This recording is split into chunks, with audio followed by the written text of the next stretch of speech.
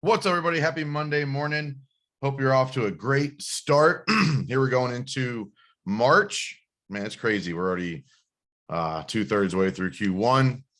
This year is flying by. But what I want to talk about today, if you heard me talk about like a few of the things I've been saying a lot lately, like touch the line, play through the whistle, set the standard, be the example, it all kind of comes back to a common and I think underestimated theme of you have to live up to the expectation that you set for yourself. But that comes back to setting proper expectations to yourself.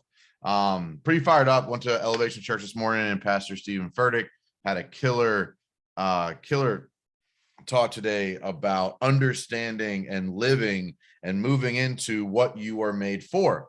We use the analogy of a fish trying to fly or a bird trying to swim both suck at doing the other person's job. And I think so many of us are out there right now comparing ourselves to the highlight reel of social media, comparing ourselves to the gross revenue numbers of our competition or friends, comparing ourselves to the image of what the other people around you think you're supposed to be, comparing yourself to this fabricated image and trying to force yourself into this square peg into a round hole type situation.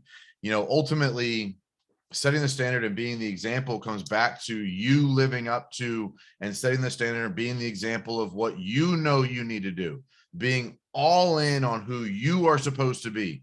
Because the more you push yourself into these other waters, the more you push yourself into doing things that you're just not built to do, the more your insecurities, the more your anxieties, the more you are going to not live up to them, which makes the compounding effect of trying to do things you're not supposed to be doing or not built to be doing, and then failing, and then insecurities creeping in, and then trying again, and then failing, and then your insecurities creeping in, and your anxieties creeping in, your depression's creeping in, because you're over here trying to be something that you're not built to be. I don't pretend or believe that I don't have a lot of sympathy in my life, but I have an incredible amount of empathy. And I think owning that and knowing that, and there's a lot of people out there that think Mike's an asshole. The people who truly know me knows that like me comes from a place of love with everything I do, the people I want to help, the things I try to do, like the way I deliver things in the way that I think people need to hear them, not want to hear them. I deliver the information that I believe people need to hear, not want to hear. And that makes me the bad guy sometimes. That makes me the asshole sometimes. But I will tell you, there's not a single client I've worked with that does not believe, or at least truly understand, that I'm coming from a place of absolute love and care. But my empathy is my skill set. Empathy and communication is where I belong. Like, I grew up just being the menace, right? Being the person that was always talking, being the person that was always trying to be the center of attention. And, I'm sure at some point someone told me, well, Mike, not everybody cares what you have to say. Good. But if I would have stopped talking back then, the amount of people I wouldn't have impacted through my empathy, through my ability to communicate. And I'm setting the standard in my life about what I believe a champion looks like, in the discipline, in the mental toughness, in the routines, in the success, in the way that I represent myself and my family and my wife and my church and my clients. And I want to represent the thing that I'm trying to coach people to get to. So I'm not some sort of hypocrite. Like, there's a lot of hypocritical coaches out there. We're just leaders in general. Take the word coaches out of it. There's a lot of hypocritical leaders out there, right?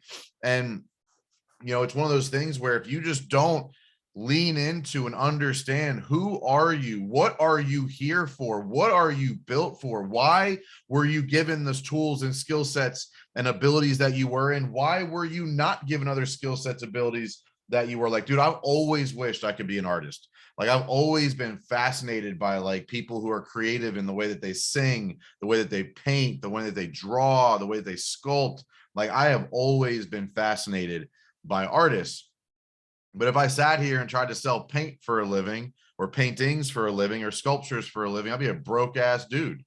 But my creativity and my ability to be an artist is with my words, my ability to communicate and put things together in a way that leave an impact on my audience is my creative outlet. It is the way that I use artistry in myself. And if I were to try to fight that and I would just like, I want to be an artist so badly. I'd probably get better at some point, but I would never be or reach the potential or reach the influence that I would using my words and my communication and my empathy. So for you, look, playing through the whistle, touching the line, setting the standard, being the example, it's all about understanding what it is you're trying to live up to for yourself, being the best at what you're the best at and being okay with what you suck at. Everybody sucks at something.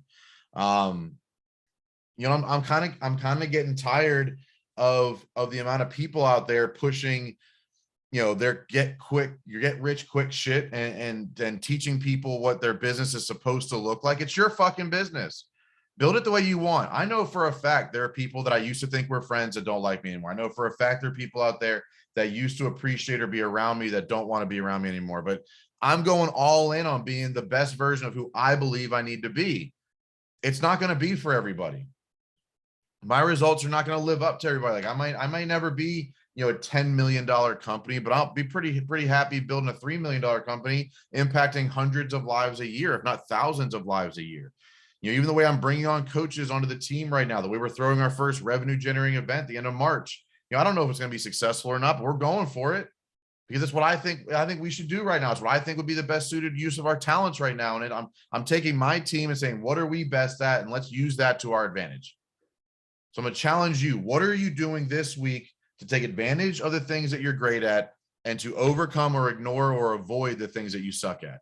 I don't care what anybody else tells you. If you know you're great at something, go after it passionately. If you know you suck at something, be okay sucking at it. I'm really okay with what I'm good at, and I'm really okay with what I'm bad at, and I'm really okay not knowing everything. But what I do know, I know very confidently. I stay in my lane, and I do the best I can to deliver my opinions and my feelings and my emotions as authentically and directly as I can.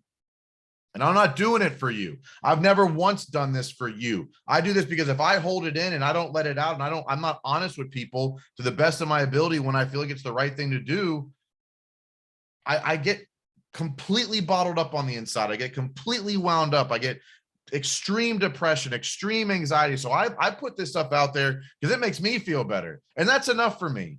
And that should be enough for you. You should go do what you want to do the way you want to do because it fulfills you, not because of the other people around you. And the faster and the quicker you figure that out, the faster and the quicker you're going to lose this anchor of the depression, the anxiety, the frustration, the disappointment, because you're trying to be or fit into this box that somebody else told you need to fit into. And I'm telling you, you don't. I'm telling you, you don't have to. I'm telling you, it's okay to set the standard and be the example of what you believe it needs to look like, not compared to anybody else.